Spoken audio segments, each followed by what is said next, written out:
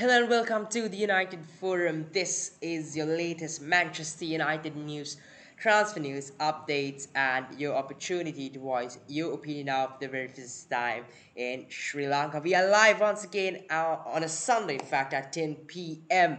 This time, not for the match reaction, not for the player ratings, but yes, I've got the transfer saga coming up for you tonight. A bit of a news show, a bit of a transfer show. In fact, like I said, your latest transfer news brought to you. It's going to be a short show, not really much related to Manchester United the past few days as well. Considering the fact that we had the show on Friday, I did cover up a few things on Friday for you guys out as well. And considering that and getting back onto this show on Sunday, there's really nothing much considering transfer news as well, because the spotlight is of course yes taken by Julian. So to start off with the show, and before I do start off with the show, to all you guys out there who have been celebrating Christmas, I hope that you and your family have had a very Merry Christmas. And also, it is Boxing Day tonight. There's Boxing Day football going on, and it is a little odd because it's been a really long time since Manchester United have not played a soccer match or football match on a Boxing Day. And considering the fact that Manchester United haven't been playing football for about 2 to 3 weeks now, and to be not playing on Boxing Day, it's a long time. It's a long time for us Manchester United fans since we saw our United boys up there on the pitch entertaining us. In fact, under Ralph Rangnick, yes, it's been a long time since we saw United. Hopefully, there is no COVID outbreak. The match does not be called off tomorrow midnight, or you could say 1:30 a.m. on Tuesday. So hopefully things go well. And to start off the transfer show to you, to start off, yes, the spotlight is on Julian Alvarez, who is an Argentinian footballer. Like I told on Friday as well to you, a Tier 1 source, a Tier 1 Argentinian source is reporting the show as well. In fact, a Tier 1 Argentinian source is reporting the links on Julian Alvarez to United. Do excuse me, I did have a phone call there. Let me just put my phone on the silence. So yes, like I told, a Tier 1 Argentinian source reporting the links to Julian Alvarez to Manchester United. And according to this source, Julian Alvarez to United is somewhat moving. The transfer is somewhat moving, you could say. He is heavily linked to Manchester United, and if there is a bid to River Plate, he is likely to come to Manchester United. And also later on, there is another source. I'm not quite sure if this is a reliable source, but it did turn out to say that Bayern Munich is also linked to Julian Alvarez, and like I said, Bayern Munich too are heavily linked to Julian Alvarez. They are pushing for the move along with Manchester United as well. And at the end of the day, it has to come down to one club. It's either going to be Manchester United or Bayern Munich for Julian Alvarez. And if it is so, it is going to be Bayern Munich, is what I have heard. A lot of rumors also saying that this can be another Moise Caicedo. If you don't know who Moise Caicedo is, last summer Manchester United were linked to Caicedo, and ultimately he ended up going to Brighton and Hove Albion, who are managed by Graham Potter. So most people saying this could be another story like that, where United are used to boost the transfer of Julian Alvarez to Bayern Munich, boost things up, to fasten things up between Bayern Munich, River Plate, and River Plate. There are stories saying that this could be another Moise Caicedo, where Manchester United is used to make the transfer happen even more fast. In fact, it could also be another Sergio Reguilon, because I remember before Reguilon was signed at Tottenham Hotspur, he was heavily linked to United, and there were sources coming out and saying Reguilon is just one step away from joining Manchester United. It's just a matter of paperwork and all that. Personal terms are agreed. And next up, you have Fabrizio Romano coming out and saying that Reguilon to Tottenham Hotspur is here we go. So a lot of rumors, a lot of people coming out and saying that Alvarez could be another deal like that, where United are used to boost or fasten the deal and make the deal happen even more quicker. To give you the latest updates on Alvarez, this is what I have got you. Credits to MUFC MPB, which is where I got this from. So this is from them, like I told you. Do give me a moment as I try to get you that news as well. So do hold up. I did bookmark that. Yeah, here we go. So the latest on Julian Alvarez from MUFC MPB is that at the moment there hasn't been a formal offer for Julian Alvarez from any team. Both Manchester United and Bayern Munich intend to move for him, but they know his release clause is big. I can't really actually remember how much the release clause is, but just before that, they also reported saying that Manchester United offered 17 million for Julian Alvarez from River Plate, and River Plate won the full 20 million to be paid. So that can be the release clause. I'm not exactly sure if that is the release clause, if 20 million is the release clause, but I think that is what the release clause is. I can't exactly remember. So anyway, the asking fee from River Plate is 20 million, and United and Bayern Munich are yet to make an offer. And I really think, in my opinion, this is going to be another Moise Caicedo, but you never know because this is the Ralph Rangnick regime. Because he is a different manager. His transfers are going to be different compared to Ole Gunnar Solskjaer's. Under Solskjaer, it was more of recognized transfers happening at Manchester United. Recognized players. It can be the same with Ralph Rangnick. You never know because he is a new manager. You've seen it at Salzburg. You've seen it at Leipzig. The transfers they make are not very recognized ones, but they get the players, they build them, and then they started to make a reputation for themselves. So, since it is under Ralph Rangnick, you never know how things would go. But talking about Julian Alvarez, he is the number 9. He is a striker for River Plate as well. And taking Alvarez into consideration, though he is a number 9 for River Plate, he is a very small made player in stature comparing to the other number 9s we've seen, comparing the Edinson Cavani's, the Erling Haalands, the Mbappes, you could say, the Romelu Lukaku's. Comparing to these strikers, Alvarez seems to be very much smaller in stature, and from what I've seen, from what I've heard, this guy's got pace. Yes, I've seen that as well. He's got pace. He dribbles quite a lot, and he plays as a number 9. And like I tell you, like I keep repeating, he is small in stature. So considering that, would he fit Manchester United? Not just Manchester United, but if he is going to come to Manchester United, would he fit the Premier League with a stature? Because we know that Premier League is the toughest league around the world as well. It's more physical, it takes a lot more stamina, and you need to have that extra yard in you if you are going to play in the Premier League, because it is the greatest football league in the world. It is the most physical football league in the world, the fastest. It basically has got it all. So considering his stature, would he fit the Premier League, especially as a striker? But you never know, he can be the next, unless he is a Lionel Messi or a Lionel Messi. He could be the next Messi. Messi is small in stature, but even Messi, he has not really played in the Premier League. Has he? Yes, the Champions League. He's done it a couple of times, not couple of times, a plenty of times. But that's a different topic. This is the Premier League. Messi has not been in the Premier League, so we never know how it would be for him as well. But you never know, he could be Alvarez, could be the next Messi. But as a striker, as a number 9, to be having that small stature and to be dribbling the way he dribbles, and that pace reminds me more of a winger than a striker, because when you take a striker, yes, you expect a bit of pace, but you expect more finishing as well. But this guy dribbles quite a lot, has got plenty of pace, and considering his stature, would he fit as an out and out number 9 at Manchester United? I'm not quite sure, but with the potential of the likes of Anthony Martial and Edinson Cavani heading out of Manchester United, most probably this January as well, I think Martial out of Manchester United this January seems to be very likely. And considering Edinson Cavani, you never know, he is linked to a few clubs: Barcelona, Juventus, and a few clubs outside Europe as well.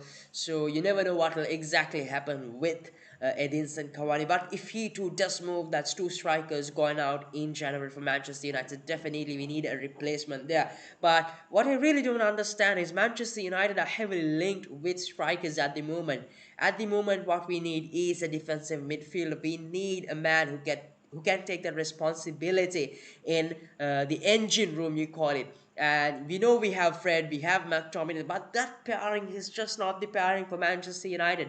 And if you are on a title race, if you are going to hit for the titles, in my opinion, that is not the pair you should have in your engine room. And I would prefer to see a proper defensive midfielder, someone like a Kimmich, which won't happen, but you never know. Someone like Casemiro, and that is where Boubacar Kamara is linked to Manchester United as well. He is linked from Marseille. I'll get to that right after I finish off with uh, Julian Alvarez. So considering Julian Alvarez, like I told, he is small in stature, got plenty of pace, dribbles quite a lot, but is he the striker? Is he the out and out number 9? Is he the striker for Manchester United? I am not quite sure. Do send in your opinions, your thoughts, questions, anything you've got Manchester United related on that live chat as well. Moving on from Alvarez, let's move on to Boubacar Kamara straight off. So early on, Alan Nix did report that Newcastle are doing everything possible to get Boubacar Kamara from Marseille at the moment. They are ready to pay 10 million and do everything possible in order to land him at Newcastle, is the latest report from Alan Nix is what is reported. So Newcastle too and a few clubs along with Manchester United are linked to Boubacar Kamara. I'm not quite sure how many more months or years he's got in his contract, but a move for Kamara seems to be very likely, and if I'm not wrong, his contract expires in the summer as well, in the coming summer. So you might see him stay at the club, stay at Marseille, finish off that contract, have his options open, and then move to a club away from Marseille, maybe a Manchester United, a Newcastle. You never know, but the asking fee seems to be about between 10 to 20 million, and Newcastle United, as reported, are ready to pay 10 million and land him at Newcastle. So you never know what will happen with Boubacar Kamara. And about Boubacar Kamara, I'm not quite sure who and how exactly he is, but yes, from what I've heard, from what I've seen, a lot of people want him at United and prefer him over Scott McTominay and Fred. And the interesting thing I did see is also a few people saying that he is another version of Scott McTominay. And to be honest, I really have not seen this player, so it's really difficult for me to give a judgment on him. So I'll reserve that for some time later. So that is the latest on Kamara. He is linked to United. Nothing really moving on the transfer, but considering Newcastle United, they are doing everything possible to get him. So it'll be interesting to see what happens with him. Moving on from Kamara, we have got, we've got Kieran Trippier, the man at Atletico Madrid, the right back at Atletico Madrid. Now, mind you, Trippier was linked plenty of times to Manchester United. He was linked at the early stages of Ole Gunnar Solskjaer as well, and as time went, he kept on being linked to Manchester United. I think even before Ole Gunnar Solskjaer, there were a few links of Trippier to Manchester United, but later on, once Solskjaer came, we did see Aaron Wan-Bissaka come in, and even after Wan-Bissaka was brought into Manchester United, in fact, we did see Trippier being linked to United. And Fabrizio Romano, this morning, if I'm not wrong, did come out and confirm that Newcastle United are once again doing everything possible to get Kieran Trippier as well. Since the source is the most reliable, you could have Fabrizio Romano, the man himself. Yes, that confirms you. Newcastle are very much interested in Kieran Trippier and are ready to bring him to Newcastle United. Yes, United were linked to Kieran Trippier. Will it happen? I really don't think it will happen, because since Ralph Rangnick has come to Manchester United, we've seen a revelation in Diogo Dalot as well. I think Rangnick is going to stick to Dalot and Aaron Wan-Bissaka, and even if he doesn't have to stick to Dalot or Wan-Bissaka, is Trippier the right option for United? In my opinion, it's a blatant, huge no, no, because he's almost 30 or 32. Considering his age, he's an aging right back, you could say, for 30 million, getting him from Atletico Madrid to Manchester United. When you've got the likes of Diogo Dalot, Aaron Wan-Bissaka, young prospects for Manchester United who are just starting to get going as well. So bringing in a Trippier who is aging, who is not a long-term choice for Manchester United, and making it a hindrance for their growth as well, that is Diogo Dalot and Aaron Wan-Bissaka, I think is a very bad move considering United. And even if you take the best right backs at the moment, considering England, considering Europe, definitely Trippier is not out there. You don't want to waste 30 million on such a defender, and that is why I think, in my opinion, it's a no for me considering Kieran Trippier. Moving on, we've got Florian Wirtz. I think who is a player from Germany, and if I'm not wrong, he is from Red Bull Salzburg, who is also linked to Manchester United, an 18-year-old who is also known as the next Kai Havertz. Listen, Manchester United are once again linked to a number 10, another number 10. We already have a number 10 in Bruno Fernandes. We've got Donny van de Beek. We still have got Jesse Lingard as well, who is somewhat a number 10.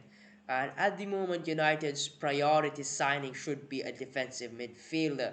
And it's not good, not even a striker, considering the fact that even if Edinson Cavani and uh, Martial are leaving, we still got Cristiano Ronaldo, we've got Mason Greenwood, we've got two strikers there already, somewhat two strikers. And we also could use Marcus Rashford in and out, since we play a full 2-2 now. And our priority signing this season, this January, should be a defensive midfield, and I really don't understand why United are being linked to these midfielders who are number 10s and also strikers. And Florian Wirtz is just 18 years old at Salzburg. He's also known as Kai Havertz. Listen, he is a youngster for the future. I think even before we sign players for the future, we really need to finish off that problem we have got in our engine room in a defensive midfielder, which should be priority for us. Do give me a moment. Why is this not visible? Dear Lord. Alright, let's just leave that aside. I'm not quite sure why my logo is not very visible at the moment. Quite weird. Uh, there we go. So it's like I told you, I'm not really quite sure why United are linked to number 10 strikers, defenders, right backs, when our priority should be a defensive midfielder. And considering the fact that he is just 18, I think we really have to preserve. I think we should not preserve. It's not the right word. We shouldn't really be bothered about this number 10, because even if it's for the future, we've still got the likes of Hannibal Mejbri coming up as well, who is tearing it apart at the under 21s. He recently even played for Tunisia. He started for Tunisia and did a magnificent job there as well. So even if you are talking about the future, we've got the likes of Hannibal Mejbri coming up as well. Shula Shotire. I know he's not a number 10, but yet again, we've got Anthony Alanga. We've got youngsters in our academy who are quite you should say, doing a good job, a job that is good enough to, gain the first team's attention, and, give that alarm to the first team starters. All right, we are doing something in the academy, so watch out, we might come and replace so we've got good enough players in the academy as well. So I'm really not quite sure why we are being linked to these youngsters as well, especially from Germany. And considering Ralph Rangnick coming in to Manchester United, we are going to be linked to a lot of German players, especially players from Salzburg, uh, Leipzig, and you might even see American players in Red Bull New York. So Apart from that, let me just get back to Julian Alvarez. So at the moment, he is a talisman at River Plate. He is the number nine. He's got plenty of pace, dribbles quite a lot. And like I told you, would he fit the Premier League? Because he is still a young player. Like I told, he is who he is. And would he fit in the Premier League is the question I put out as well. And we've seen the likes of Kai Havertz, who have, I know he's only been here for one full season, one or two. I'm not quite sure. It was under Frank Lampard, and yeah, so it's almost 1.5 season or one full season at Chelsea at the Premier League, and he doesn't seem to be the player we knew before he came to Chelsea as well. Seems to be very quiet. And apart from Kai Havertz, where is Hakim Ziyech? Because he too doesn't seem to be in the best of forms. He has not been making appearances for Chelsea and was recently dropped from his national team as well. So if Manchester United are actually going for Alvarez, I must say that it is a huge risk considering the place he is playing. He has not really made, at least made an appearance in the Champions League. He is playing for River Plate. Yes, he is the talisman there, but to be making a change from the league he is in now to the Premier League, where it is far, far more different from where he is, considering physicality, considering the game as a whole, it is a huge risk because we don't want to be wasting money on a player who could turn out to be another Dan James as well. Because Dan James, I know he was okay of a player, but is he Manchester United quality? No. Do we want to be taking that risk again and wasting that money when we've got options later on? We've got the Haalands, we've got better strikers out there who we could really go for, and maybe get someone better than Alvarez, because I think which are less risky, because I think getting Alvarez to United is a huge risk, but you never know. So let's move on from Alvarez. We covered up Alvarez, we covered up Babacar Kamara as well, who is linked to Manchester United and is heavily linked to Newcastle as well. And from what I read from Alan Nix, the latest reports is that Newcastle are doing everything to land him there as well. And Trippier links to Trippier, not the defender I want, but Fabrizio Romano also confirms that Trippier, Newcastle are very much interested in Trippier. We also spoke about Florian Wirtz, if you're just coming into the show, who is an 18-year-old, also nicknamed or given the tag of the next high Kai Havertz. And one last player is Dusan Vlahovic, the striker at Fiorentina, if I'm not wrong. I'm not quite sure what his team is at the moment. Can't remember, to be honest. Anyway, he is also a striker and seems to be tearing it apart in the Serie A as well. If he's the Serie A, if I'm not wrong. And yeah, anyway, he seems to be tearing it up there as well. Seems to be a very good striker from what I've heard and what I've seen people say as well, reliable sources as well, especially Fabrizio Romano has been boasting about this striker as well. Every goal he scores, you see, almost every goal he scores, you see Fabrizio Romano tweeting out as well. So seems to be a very good striker. He's got 6 months in his contract, if I'm not wrong. So yes, he is looking for a move outside as well, and Premier League seems to be the destination for him.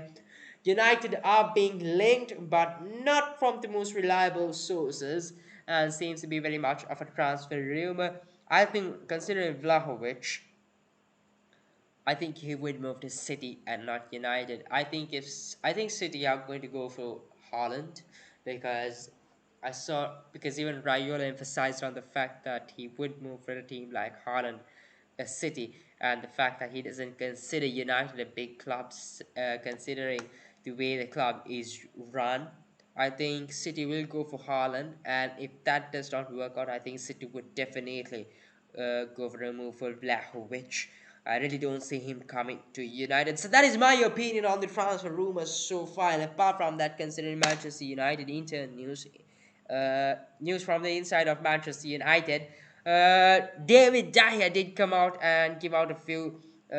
Did come out and speak up as well. I will update you on that on our Instagram page, so do stay tuned in. Then if you are just tuning in, that on your screen, on your right, you do say on your left or right. I'm not quite sure. Is it the left or the right? Is it the left or the right? Is it the left or the right? It's the right for me. I'm not quite sure how it is for you guys out there. Hopefully it is the right for you guys as well. So, anyways, like you see on screen, over here, yeah. So over here, is our username, the United Forum on Instagram. And if you are a little lazy to go type that out on your search bar, the links in the description. Do go head out to our link, hit that description, and do give us a follow on our Instagram page. And if you are new here, do give us a subscribe, smash that like button, and share this video. Help out another Manchester United fan as well. So what we here basically came out and spoke about was the training and about Ralph Rangnick, and he came out saying that every training session with Ralph is intense. All the players are back. It's great to see all the players back. They're all training hard. We were ill a few days back, but yes, we've come out. We are back fit. We are training hard. Every training session is intense, and now it's our turn to come out on the big games and deliver. It's still early stages. We'll see how the future goes. Things seem to be on the right place, is somewhat what Dahlia said. Apart from that, Paul Pogba is back in training as well. It'll be interesting to see what Ralph Rangnick does with Paul Pogba. Will Pogba move in January? Will Pogba move in summer? Most probably won't move in January. I'm not quite sure. Paul Pogba is Paul Pogba. Will Paul Pogba move in January? Will Paul Pogba move in summer is a question, but the contract extension is still on the table from Manchester United for Paul Pogba as well. So hopefully, I really don't know, because if Paul Pogba doesn't want him to be here, I want him to get out of the club on the first day of the January transfer window, because this Pogba situation at Manchester United is starting to be a headache. You see Raiola coming out and saying that he is not happy. You see Pogba showing discomfort at Manchester United, not very happy, showing signs that he wants to move out, and then suddenly, all right, he's got no options, so he's got to sign the contract. It's a headache, to be honest. It's Pogba, it's Pogba's fans, the Pogba FC, which has been a headache. If you want to move, get out of my club, because we don't want players who don't want to be here. This is Manchester United, the biggest club in England and one of the biggest club in Europe. If you want to be here, you've got to put your heart and soul out and play. And if you don't want to, you've got to get out of the club. That is what it is for me, and it's a real headache. It'll be interesting to see what Ralph Rangnick does do with Paul Pogba, because it's still early stages for Rangnick as well. Paul Pogba still has got time until summer to decide on the future of him as well. Will he move? Will he stay? Is the question. So it is interesting to see what Rangnick will do. He won't be available for the next game, but yes, he is back in training, and hopefully from the game afterwards, Paul Pogba will be available. Rafael Varane and Edinson Cavani are available, if you did not know that. And apart from that, Manchester United, that is pretty much it. So somewhat pretty much it from the transfer saga. Very much little tonight as well. Nothing really much surrounding Manchester United. Apart from that, a lot of a few games, a couple of games were called off early on Christmas Eve. If I'm not wrong, the Newcastle game, and I'm not quite sure what the other game was. And Villa's game was called off as well. Aston Villa and Leeds United game was called off as well due to the COVID outbreak. And Steven Gerrard and Patrick Vieira have also been tested positive. And I know, as Manchester United fans, most of us are having high hopes to watch the game, since it's been a long break since we watched Manchester United play. But let me tell you this, don't have your hopes high on the game to happen, because the January transfer window is one game away, or you could say 1 week away, and the teams that are most desperate for the window to arrive as fast as possible, I would say, are Newcastle United, because they've got that budget of 100 million, and they desperately want to get out of that relegation zone with Eddie Howe. And the other team, not as desperate as Newcastle, but I would say Tottenham Hotspur, because they do have a budget of 100 million. Hotspur aside, they seem to be fantastic. How does all I say it? Yeah, Spurs seem to be fantastic on under Conte. He seems to be doing a good job. Good job. You never know. They've got energy. They've got desire. With that 100 million budget, I think Conte, getting back to me, I think Conte would do a good job. I think they seem fresh. They seem organized, and most of all, I think Spurs look hungry now. And as Fabrizio Romano tweeted just after Harry Kane's goal, Harry Kane is happy with Conte. and one reason why Fabio Paratici, the director of football at Spurs, wanted Conte was because he wanted to keep Harry Kane. So under Conte, to be honest, I think Spurs look very much organized. They seem to have energy, a lot of desire, and most of all, very hungry. They seem to be dangerous and are going to give us a tough fight for the top four. United went from title contenders to top four fighters, so that is going to be even more difficult for us with more teams challenging for that fourth spot now. The likes of West Ham, Leicester, Spurs, and Arsenal seem to be coming back as well. So it's going to be a tough race for us. It'll be interesting to see where we stand at the end. So yes, what I actually wanted to get to was, don't have your hopes low, don't have high hopes on the game, because out of all 20 teams, the team that would desperately would love to have the game called off would be Newcastle, because they get this game, if they do manage to get this game called off, they move on to the January transfer window, get those signings they desperately need, and they're all set up to get out of that relegation battle. So Newcastle, I think, would try their best to get this game called off. So until the lineups are out, and even after the lineups are out, actually, until that whistle is blown, until you see the players on the field, all 22 players on the field, don't have your hopes high on the game, because I'm sure Newcastle would love to have this game called off and move on to the January transfer window. And if the game is called off, it will be curtains for us Manchester United fans, because we desperately want to see Manchester United play. So yes, don't have your hopes high, just have that in mind as well. So if you are not aware of this, there you go, I've said it to you as well.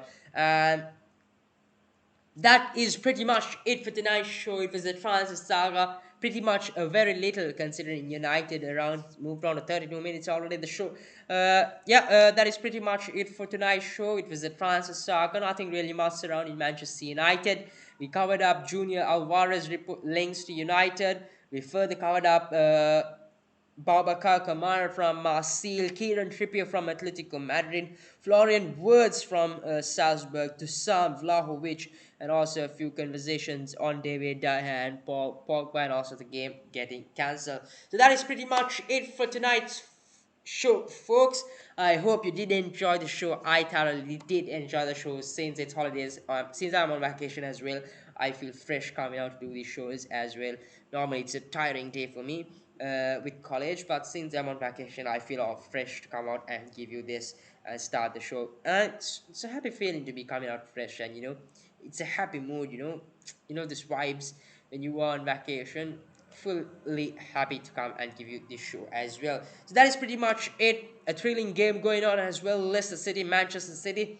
Uh, when I watched the score was 5-3. Aymeric Laporte just headed the ball behind the net. I'm not quite sure what the score is now, so gotta go watch. I think that game is over by now, but go watch the next game maybe. It's Boxing Day today. I hope each and every one of you out there watching this show, will be watching this show later on, have had an amazing day. I hope you guys have had some amazing gifts open as well. It is Boxing Day, and as far as I know, from what I've heard from most people, it's one of the best days in the month, and considered highly likely. Comparing to the Christmas Day, it's more considered highly likely, more high. It's considered more likely than the Christmas Eve and the Christmas Day as well. So I hope you've had an amazing day. Next Friday, next week, I won't be having the show since it is New Year's Eve. You know, I do want to spend a little time, go a little out. I've been indoors all along. So yes, I won't be having the show unfortunately, but yes, starting from January, definitely on the line, on the trot, consecutively, consistently, we will be having the show. So do stay tuned in, but do follow us on Instagram. Yes, that'll be updated all night, all day, 24/7. So do stay tuned in there. Until I see you again for the next show at 10 p.m. Have a blessed week, ladies and gentlemen. Have a very good night. And yes, enjoy your vacation. Stay surrounded by your loved ones as well. Enjoy this time. You won't get it again. And most of all, stay safe. So until I see you again, Have a very good, what can I say? Oh, what can I say? Have a blessed week, a blessed vacation, and a very happy new year in advance to all of you. This is the United Forum.